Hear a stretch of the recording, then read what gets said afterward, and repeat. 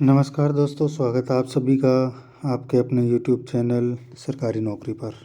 मैं पीयूष खंडेलवाल, LDC शासन सचिवालय आपका हार्दिक स्वागत करता हूं आपके अपने चैनल पर। सबसे पहले तो मैं अपने बारे में परिचय दे देता हूं कि मैं पिछली LDC भर्ती LDC 2024 जो बैच था उसके अंदर चयनित हुआ हूं और वर्तमान में शासन सचिवालय जयपुर में मुख्यमंत्री कार्यालय में एक LDC के रूप में कार्यरत हूँ।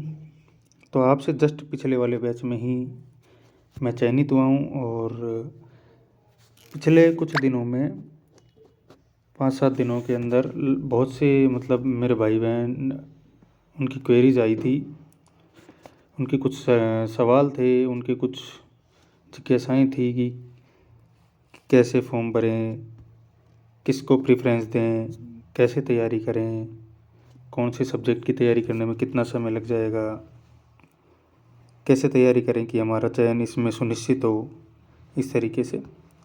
तो फिर मुझे लगा कि वीडियो के माध्यम से एक एक क्वेरीज़ को हम सुनते जाएं और उनको जितना भी मुझे अनुभव है, जितना भी पिछली भर्ती में उस प्रोसेस से गुजर के मैंने चीज़ों को महसूस किया है, जितना भी अनुभव किया है, उस अनुभव को आप सभी के बीच में बांटें और बताएं।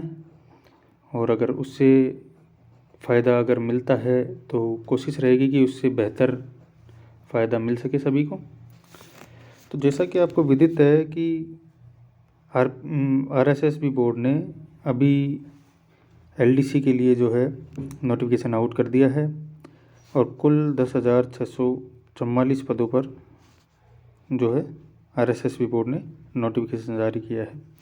इसमें सबसे ज़्यादा पद जो है ARD यानी कि प्रशासनिक सुधार विभाग में है और सबसे कम पद RPSC यानी कि राजस्थान लोक सेवा आयोग के अंदर आए हैं।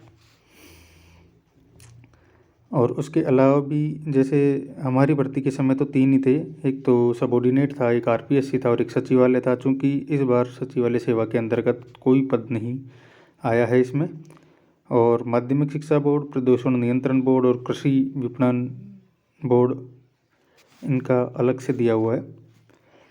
तो अभी हमारा मुख्य टारगेट तो यह होना चाहिए कि कैसे हमारा चयन सुनिश्चित हो, है ना।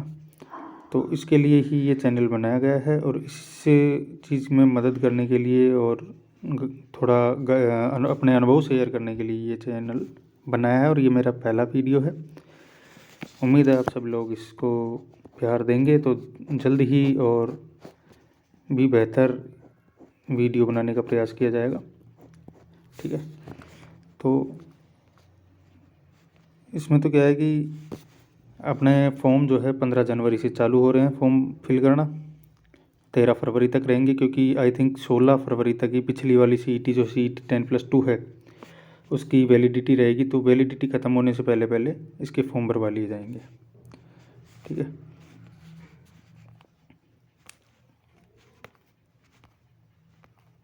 और अब हम आगे जो बनने वाले वीडियो होंगे उसमें इस बात पर चर्चा करेंगे कि सिलेबस को कवर कैसे करें, कैसे उसको बार बार रिवाइज करें, कौन से टॉपिक हम कहाँ से पढ़ें कि बेहतर तरीके से हम उसको परफॉर्म कर पाएँ एग्ज़ाम के अंदर। ये सब चीज़ों के बारे में भी हम धीरे धीरे डिस्कस करेंगे। इसकी योग्यता के बारे में एक बार बात कर लेते हैं। जैसे नॉर्मली तो सबको पता ही होगा कि 12th पास होना चाहिए कैंडिडेट का, और 10+2 वाली जो CET है पिछली वाली वो उसकी क्लियर होनी चाहिए। मतलब क्लियर का मतलब 40% उसके मार्क्स उसके अंदर आए हुए होने चाहिए। और एक RSCIT और उसके इक्वलेंट कुछ सारे कंप्यूटर कोर्सेज भी हैं, लेकिन नॉर्मली 90% बच्चे जो हैं उनके पास RSCIT होता है। तो RSCIT ये 3 चीज़ें इसमें कंपलसरी है। और ये मैं सबको सलाह दूंगा कि फॉर्म को समय रहते भरें। और एक जो मुख्य चीज़ है वो ये है कि इसमें प्रेफरेंस किस क्रम में देनी है, ये पहले अच्छे तरीके से सुनिश्चित कर लें। क्योंकि आपने फॉर्म भरते समय जो प्रेफरेंस दे दी, इन 5 ये जो 5 चीज़ें दे रखी है अपने पास, भरते समय जो प्रेफरेंस आपने दे दी उसके बाद आपको दोबारा चेंज करने का ऑप्शन मौका नहीं मिलेगा। इन पाँचों में से जो आपने प्रेफरेंस अगर एक बार दे दी वो उसके बाद, क्योंकि पिछली बार भी कई बच्चों ने मांग की थी कि उन्हें उनकी प्रेफरेंस चेंज करने का मौका दिया जाए, लेकिन बोर्ड अध्यक्ष साहब ने साफ मना कर दिया था कि इस तरीके का कोई मौका नहीं दिया जाएगा। ये है। अब जैसे इसमें आरपीएससी है तो मतलब वो अपने अपने प्रेफरेंस किस तरीके से देनी है वो अपने अपनी रिक्वायरमेंट और उस पर डिपेंड करता है कि आप का किस क्षेत्र के निवासी हो क्या। जैसे कोई अजमेर या उसके आसपास का है और जिसे परमानेंट अजमेर में रहना है तो वो आरपीएससी फर्स्ट प्रेफरेंस भरेगा, ये भरना चाहिए। क्यों? क्योंकि आरपीएससी में एक तो प्रमोशन बेहतरीन है सचिवालय के बाद, और दूसरा ये है कि क्लोज कैडर है तो ट्रांसफ़र का कोई इशू नहीं होता है। आपको पूरी नौकरी आपकी आरपीएससी के अंदर ही हो जाएगी, उस कहीं ट्रांसफ़र नहीं होगा। तो मतलब जो अजमेर या आसपास का है उसके लिए तो बहुत बेहतरीन मौका है ये।